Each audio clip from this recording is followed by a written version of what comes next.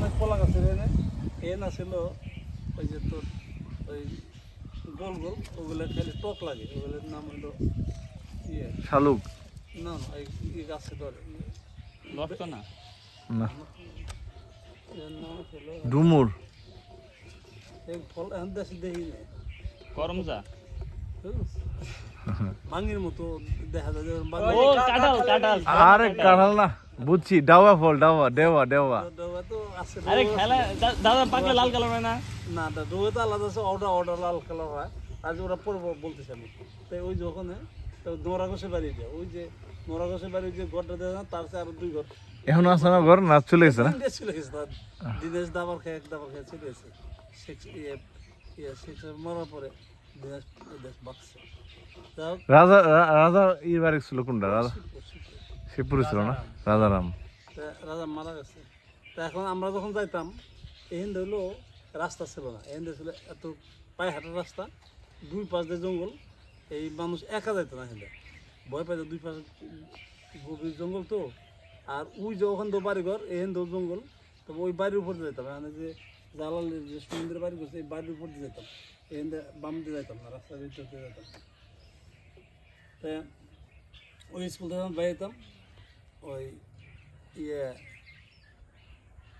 কায়া ফল দেখা কোনদিন দেখছি, নাম জানি না, দেখলেও নাম জানি না।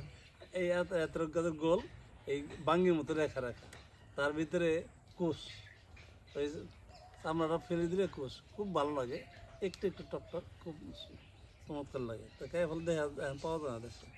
যাক এই ইয়ে আমরা করতাম কি, আস্তে আস্তে দাইসা সব একসাথে প্লাবন তো 5-6 এই রাস্তা তো আগে থেকে দেয় না? এই রাস্তাটা, এই কালিন্দি রাস্তাটা ওই তো পায়ে উঁচাই ছিল না আগে থেকে? একটু না একদম নিচে, একবারে ওইরকম নিচে ছিল না? কমপক্ষে 8 হাত নিচে। নৌকা যায় এই যে এখন যে রাস্তা আছে না, হ্যাঁ, কমপক্ষে 8 ফুট নিচে আছে রাস্তাটা, এটা এত নিচে রাস্তা। এটা তো বন্যা পানি আসতো প্রত্যেকবার আগে, তাই না?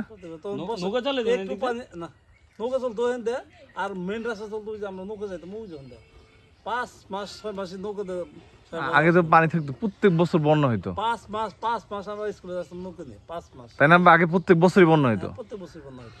এখন তো যে ইয়ে ছিল না, তোমার ফারাক্কা বাদ ছিল না, স্বাভাবিক পানি প্রতি বছর হইতো। সরকার বাদ ছিল না, প্লাস মানে এটা কমন যে এই আমগো এলাকায় পানি হইব প্রতি বছর। আমার বাড়ি তো 2টা নৌকা, একটা নৌকা হলো বড়, ওই নৌকাটা, আর একটা ছিল ছোট নৌকা, এটা চোখে ভাত করতে দেওয়ার জন্য। ওই বড় নৌকাটা রাখাল টাখালটা যারা ধান পাট কাটতো, ওই নৌকায় ফিরে আনতো। আর বিশেষ করে আমার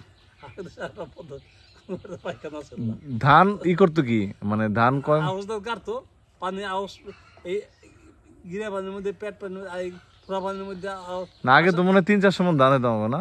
না, তখন এই 3-4 মধ্যে পর হয়েছে, ইরি যখন হয়েছে তখন।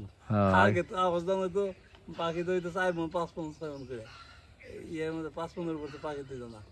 তখন তো যে এসে যাও, এই ওই বর্ষার সিজনে প্রত্যেক ঘাটে নৌকা থাকতো একটা, কত মানুষের টয়লেট করার জন্য ওইটা ইউজ করতে হবে, টয়লেট ইউজ করতে। আগে তো আর মানুষের ই ছিল না, বুঝছ নাই? ইন্ডিয়াও চেঞ্জ হয়েছে এখন। আগে ইন্ডিয়া তো 20-15 বছর আগেও ইন্ডিয়াতে, ইন্ডিয়ার অর্ধেক মানুষ খোলা ময়দানে প্রাকৃতিক কাজ করতো, ঠিক আছে? আর এই যে যখন পানি একটু কমে আসতো, আমাকে যে বাড়ির সামনে দিয়ে, ওটা কিন্তু আধা খাল, মানে নিচে আসলো অনেক, অন্তত 5-6 ফুট নিচে আসলো।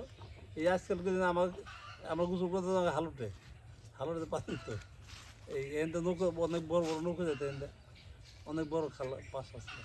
যাই হোক, আর উত্তর পাশ দিকে তো বড় নদীর মতোই, 2 ঘন্টা বাদামের নৌকা আসতো, শুশুগুলো এবার উঠতো নামতো এবার এই খালে। চিন্তা কর, শুশুক ছিল, শুশুক বুঝছা, মানে ডলফিন জাতের আর কি।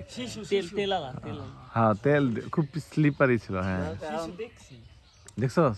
এই আমরা এখান থেকে ইয়ে কায়া ফল নিতাম, রোড নিতাম, পাইনাপল নিতাম। এই যেদিনকে দেখতাম না, সেদিনকে আবার ভালো মতো দেখতাম।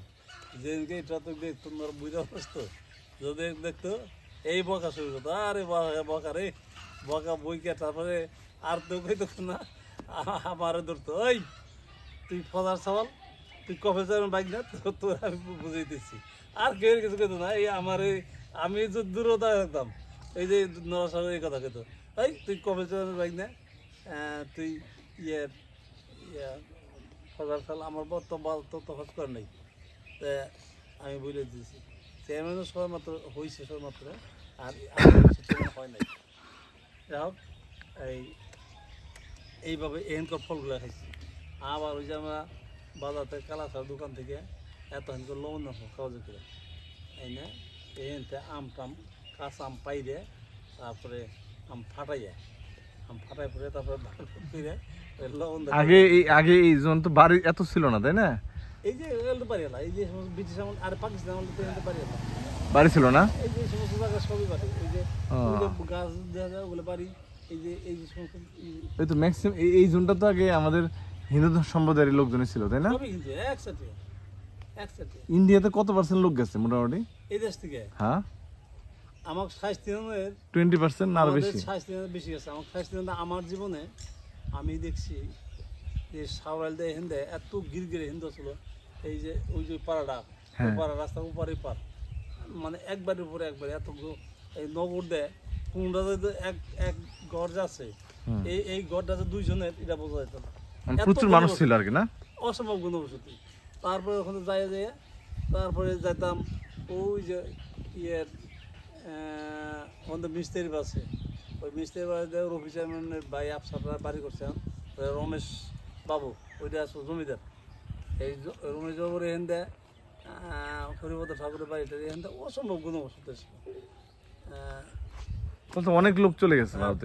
ফজল ঠাকুর আসলো, তারপরে হারান ঠাকুর আসলো, তারপরে হালিরান্ডারির 22টা কালীপদ ঠাকুর, হারান ঠাকুর তো আমার মনে হয় 150-200 পাখি জায়গা রাখি চলে গেছে। এই জমিগুলো পরে কি হয়েছে আল্লাহ জানে, না? চেয়ারম্যান 30 ভাই